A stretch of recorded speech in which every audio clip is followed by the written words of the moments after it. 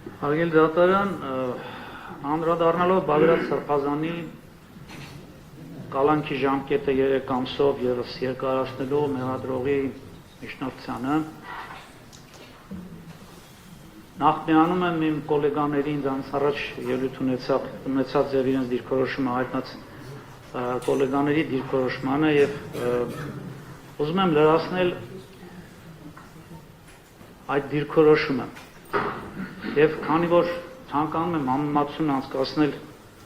մեզ հայտնի արդեն անցյալում տեղի ունեցած նմանատիպ գործերի հետ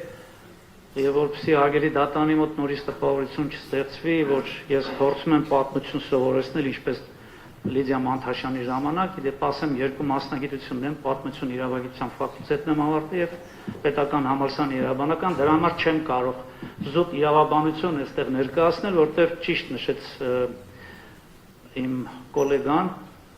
Խոդոյանը, որ բացի իրավականից նաև արկա է քաղաքական մոտեցում։ Տեսեք, պատմությանը երբ նայում եք Սովետ միության ժամանակ հանրայդ Վիշինսկի կար, որը մարդկանց դատում էր տրոյկայի միջոցով։ 3 հոգի ցուցմունք տային, բավական էր մարդուն դատել։ Ի վնաս այդ մարդու հիմքերն էլ չեն նայում։ Հիմա այս գործով մենք ունենք 34 վկա։ 34 վկաներից ոչ մեկի դեմ առավել ևս Բագրատ Սրբազանի դեմ ցուցմունք չի տվել։ Ձեր տիրապետման տակ ունեք 34 հատորանոց գործ։ Այս ընթացքում 6 ամիս է անցել, համոզված եմ, որ արդեն այդ գործերին պիտի ծանոթացած լինեք եւ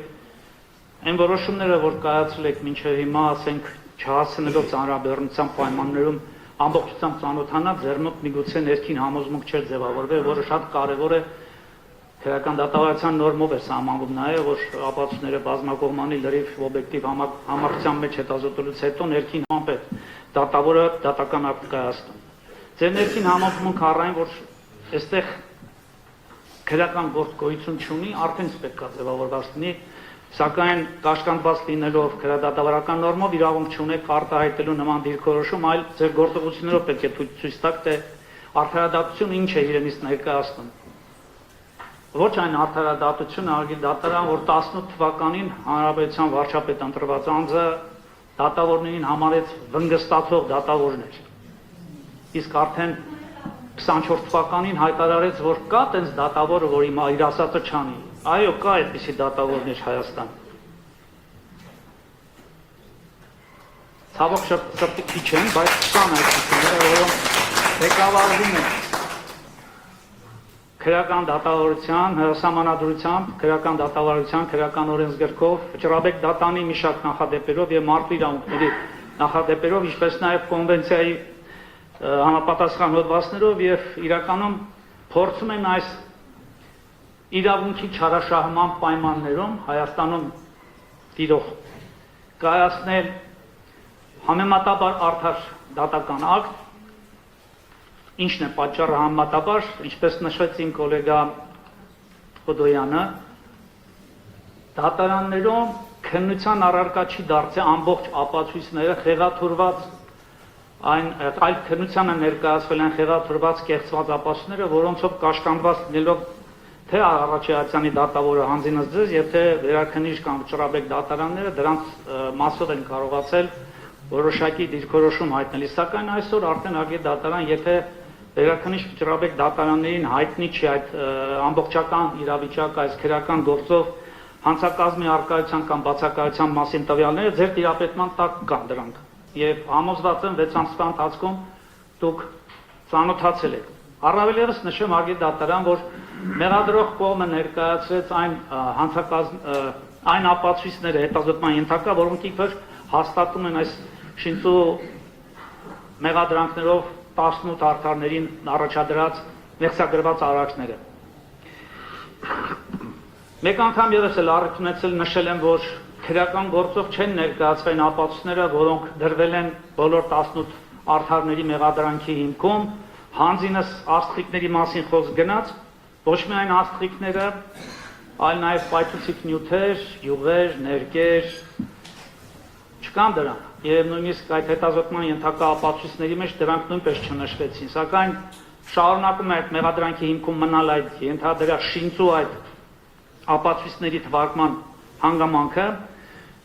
ինչը նաև ձեր մոտ նորից պետք է ներքին համոզմունք ձևավորեր, որ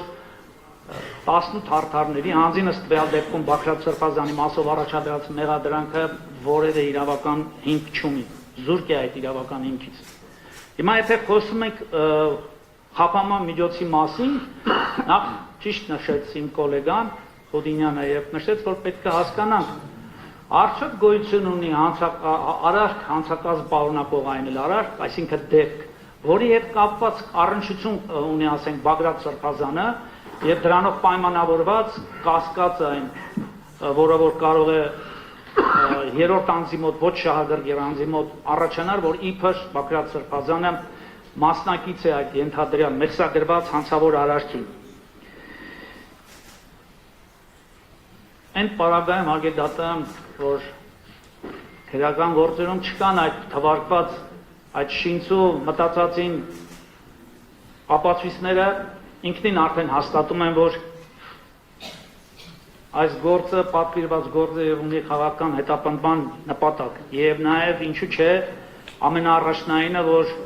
զրկեն ազգին որոշակի ակտիվություն եւ ճանաչում ունեցող մարդկանց կողմից կազմակերպելու սահմանադրությամբ ամրագրված իրենց բողոքը բարձրացնելու հավաքների միջոցով իրազեկելու մարդկանց երկրում տիրող իրավիճակին եւ Հայաստանին սպառնող իրավիճակին։ Այդ մարդկանցից է նաեւ Բաքրատ Սրբազանը։ Հիշենք, որ Տավուշ հանուն հայրենիքի այդ շարժումը, որ ստեղծվեց, դա հենց այնպես չստեղծվեց։ Խոսքը գնում էր Տավուշի համապատասխան տարածքները ադրբեջանցիներին նվեր տալու մասին եւ դրա կեղծ փաստարկով, որ պատճառաբանում են, որ պատրաստում են նաեւ հետադարձ ստանալ նաեւ հայկական հողեր, որոնք ժամանակին հանձնվել է ադրբեջանցիներին չիրականացվեց։ Այդ շարժումը ղեկավարում էր Բաքրատ Սրբազանը, որ հետագայում Սրբազան շարժում վերանվանվեց եւ նաեւ իր կիզակետին հասավ 25 թվականի մայիսի 9-ին։ Մենք 24 կներեք։ Մենք անընդհատ արգեդատան անդրադառնում ենք այս փաստերին։ Ես ուզում եմ, որ դուք ոչ միայն ուղղակի լսեք այս մեր կողմից ներկայացված փաստերը, այլ նաեւ ձեր նորից անդրադառնամ ձեր ներքին համոզմունքին եւ գնահատման ենթարկեք այն հանգամանքը, որ եթե անձը կոնկրետ Բաքրատ Սրբազանը, որը շուրջ 100,000 քաղաքացիներով մայիսի 9-ին եկավ Հայաստանի Հանրապետության հրապարակ, եթե օժտված լիներ այդ մտադրությամբ ահաբեկչություն իրականացնելու, իշխանությունը յուրացնելու այն մեղսագրվող արարքները, որոնք այսօր դրվել են Բաքրատ Սրբազանի մեղադրման իրավական հոդվածների մեղադրման հիմքում, կիրականացվեր հենց այդ ժամանակ։ Սակայն մենք տեսանք, թե ինչ բարոյական բարձր հատկանիշ եւ նաեւ պետության շարքերը, ասենք, հիմքերը չքայքայելու գործընթաց թույլ տվեց Բագրատ Սրբազանը, որ չգնաց բռնության, չգնաց ուժով իշխանությունը զավթելու եւ իրականում կարող էր այդ ուղղորդել այդ 100,000 բնակչությանը վերցնելու իշխանությունը միանշանակ հնարավոր էր, բայց նա նախընտրեց սահմանադրական կարգով պայքարելու ժողովրդի իրավունքների համար։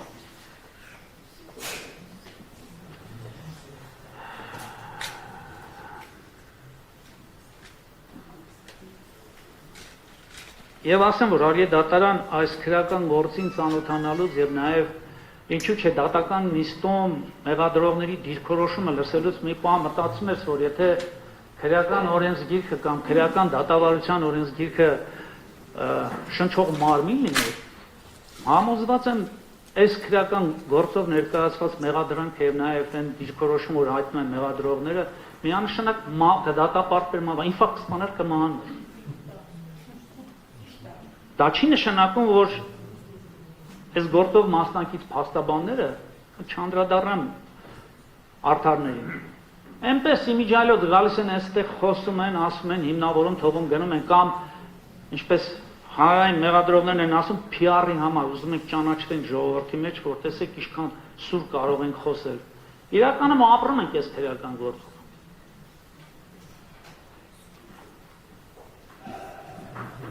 Չեմ կարող չապրել արգեդատարանը։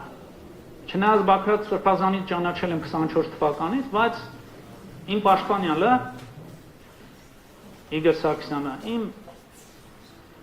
շուրջ 30 տարվա ընկերն է։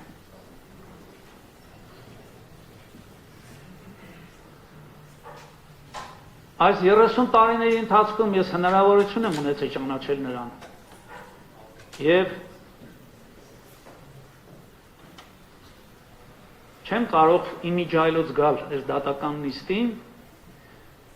տեսնել նրան առաջադրված մեղադրանքը,